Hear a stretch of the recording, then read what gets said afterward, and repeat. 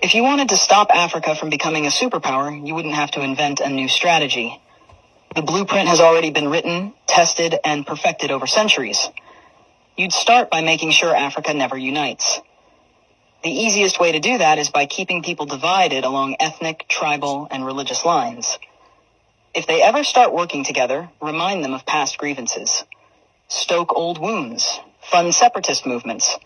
Keep border disputes unresolved. Make sure every time they take one step forward, they take 2 steps back because they're too busy fighting each other. You'd install leaders who serve foreign interests, not their people.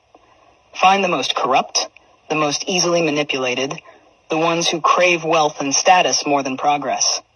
Offer them power in exchange for loyalty. If a leader rises who actually cares about Africa, get rid of them. Assassinate them if necessary. But if that's too messy, just destabilize their government and back a coup. If they talk about nationalizing resources, make an example out of them.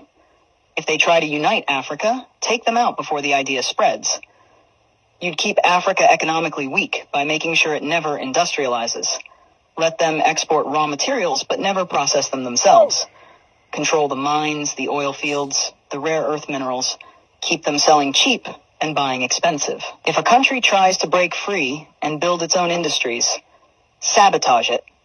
Place sanctions, destabilize its currency, fund local opposition, crash its economy. If that doesn't work, orchestrate a civil war.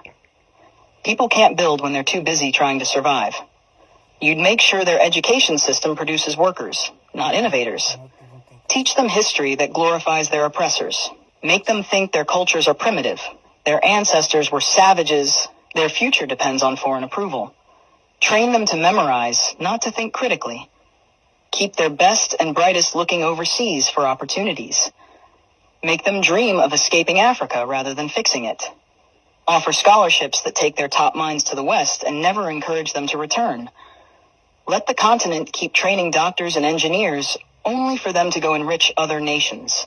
You'd control their narratives. Own their media, control their stories, dictate their image to the world. Make them believe they are corrupt, hopeless, eternally in crisis. Flood their screens with poverty porn and war zones. Show them charity ads that make them believe they are helpless without foreign aid. Downplay their successes. Twist their victories into isolated incidents. If an African country develops a groundbreaking innovation, credit a foreign investor.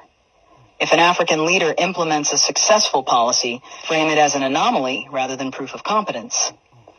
You'd make sure they remain dependent. Drown them in debt. Offer loans with impossible conditions.